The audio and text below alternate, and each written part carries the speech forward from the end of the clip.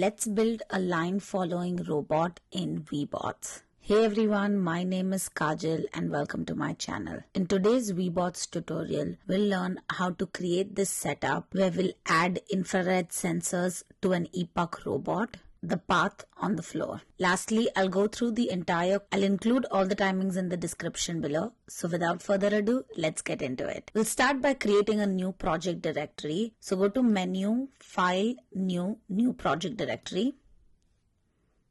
Click Continue. Choose and then create a folder for yourself. I'm going to call it Line Follower. Create, open, and then click Continue. Now we are naming the Webots world. I'm going to once again call it Line Follower and make sure to select Add a Rectangular Arena. Click Continue. Webots will automatically create all the other folders and files it needs. Click Done and you've created a new robot. I'm going to close this editor for now. I'm using mouse to move the rectangular arena in a way that it's easier to see. First, let's create a line on the floor for our robot to follow. So in the Webots scene tree, go to Rectangular Arena, expand, click on Floor Appearance, and then delete this node. We're going to create a new node. Select Floor Appearance again and click on the plus icon. Under Base Node, select PBR Appearances and click Add. On the scene tree, expand the floor appearance. Let's change roughness to 1 and metalness to 0. Next, we're going to change the base color map. So click on plus and then select image texture. I've created an image of an oval shape which I'm going to use as my path. I'll include that link in the description below. Make sure to download that image. You can also choose to create your own image. Just make note of the size you're using. Go back to your Webots scene tree, expand the image texture and select URL. Click on the plus icon, expand and then select the quotation mark. This is where you will select your image. In here, you will select where you've stored the image. It can be in your download folders. I would highly recommend to move that image and save it in the same Webots directory so that in the future, if you move the folder around, all the related images are moved along with it. And then select your image and click open. As you can see in this scenario, it's repeating the image. So let's change that. Go back to the Webots scene tree and where you see repeats, one is for rows and one is for columns. We're going to unselect true, which makes it false. Now we have one image. Now we have to resize this image for the entire rectangular arena. So scroll down on your Webots scene tree. Click on Texture Transform. Click on the plus icon and select Texture Transform and click Add. Expand and you will see an option for scale. We're going to tweak this around so that it fits our entire arena. In my case, I had to change X and Y to 0.5 meters so that it fits the entire arena. You might have to play around with this to get the size that you want. Make sure to save your Webots world. There's no autosave. Next, let's set up our robot. Go back to your Webots scene tree. I'm going to collapse the rectangular arena so it's easier to see things. Click on the plus icon and this time we're going to use one of the pre-built robots. Use the find bar to search for epoch. I'm going to select epoch the robot under GC-tronic. Click add and we have our robot. Now I'm going to expand a little bit and move things around so that it's easier to see. And make sure to keep saving your Webots world. Alright, now it's time to add some infrared sensors. Go back to your Webots scene tree, expand epoch and then scroll down to ground sensor slot. This is where we will be adding our sensors. Click on the plus icon, base nodes and select distance sensors. As you can see, with this sensor we can choose sonar, infrared, laser and so on. Click add. Now go back to your distance sensor and we're going to change the setting to use infrared. So scroll down to type and change from generic to infrared. We're also going to give it our name. So scroll up and look name.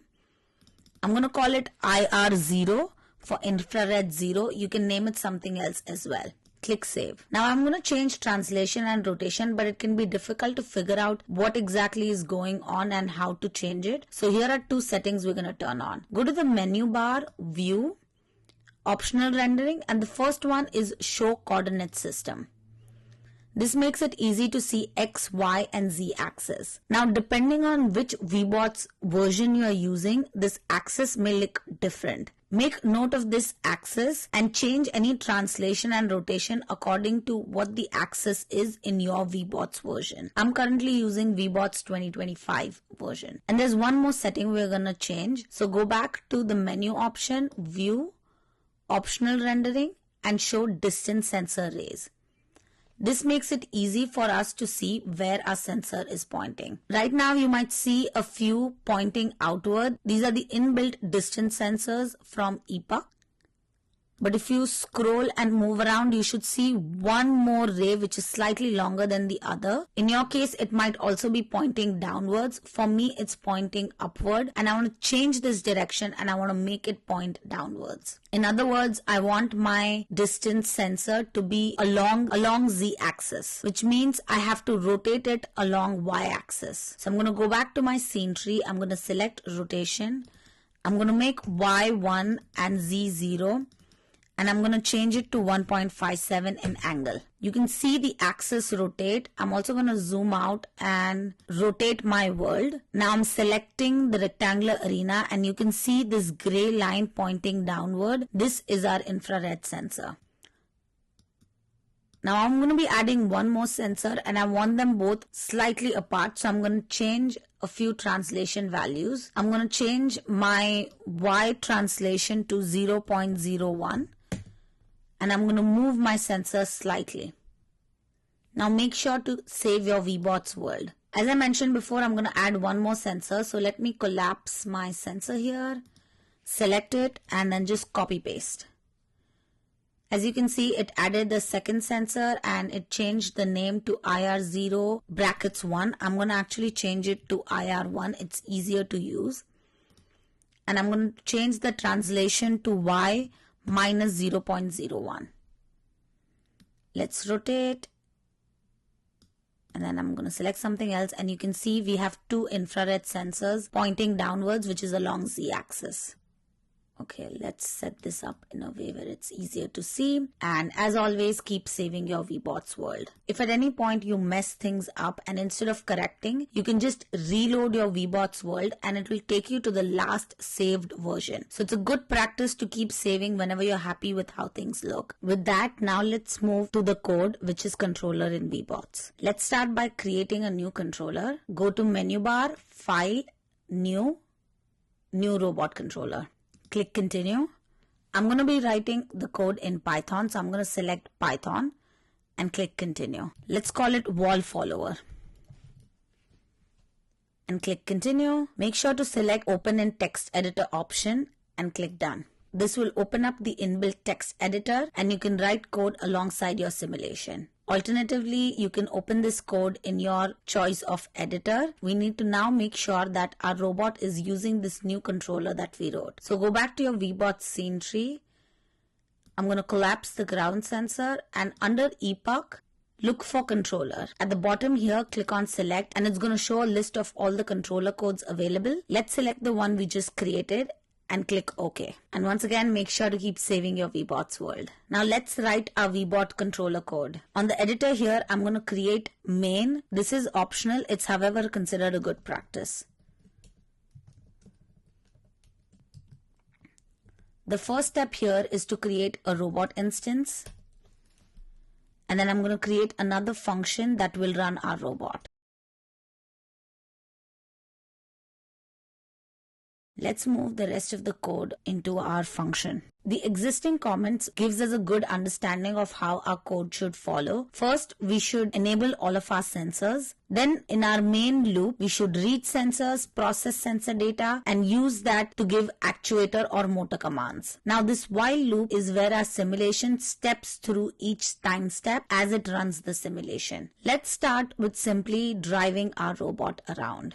I'm going to change this time step to 32. Make sure to the factor of 2. Next, let's enable our motors. First, let's create instances for left motor and right motor. From the Webots documentation page, I know the motors are called left wheel motor and right wheel motor. Now in Webots, you can run motors in two ways, either by setting velocity or setting position. We're going to be using the velocity option, and for this reason, we are going to set our position to infinity. Do not forget this step, it's important. Next, let's set our initial velocity to 0. Next, let's drive our robot. To drive our robot around, we need to know our max speed, which is going to be 6.28. I'm going to create two variables, left speed and right speed.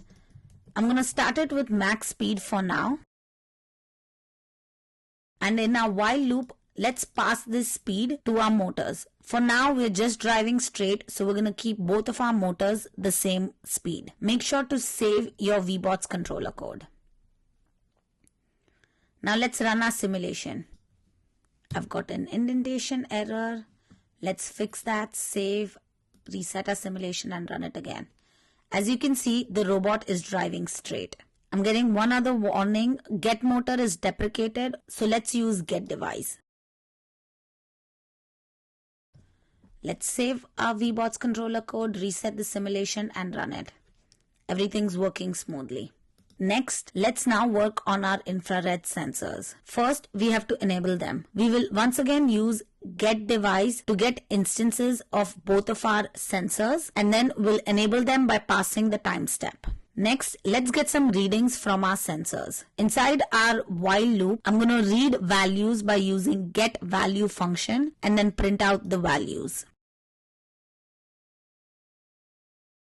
Let's save our Webots controller code and run the simulation. If you look at the console, you can see the variability in the values. Let's step through it one at a time.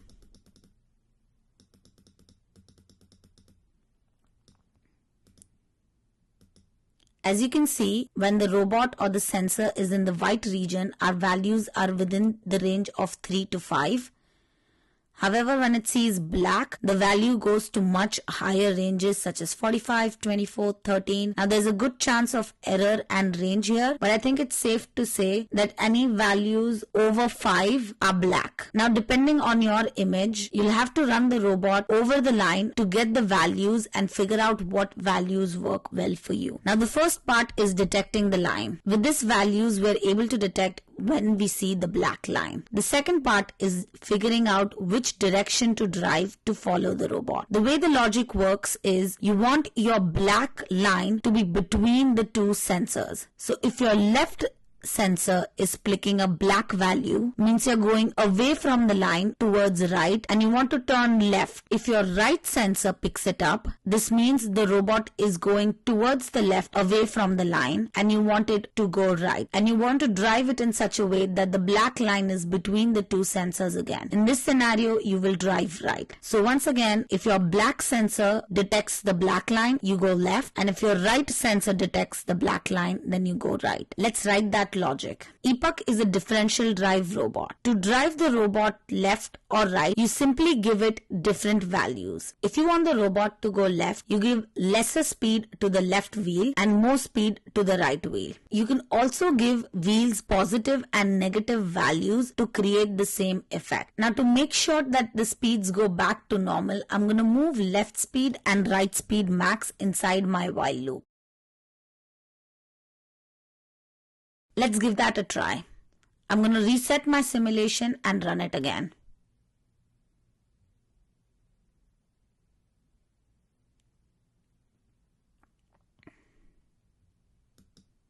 Now, depending on your situation, you might want to tweak it further. One other condition that has helped me out is first detecting if one of the sensors is higher than the other. Let's try that. Save your Webots controller code, reset your simulation and hit play. I can see my robot is running much more smoothly with this tweak. I've included a link to this code in the description below along with all the other resources. If you found this video helpful, make sure to give it a like, and if you haven't already, don't forget to subscribe. Thank you for watching and I'll see you in the next video.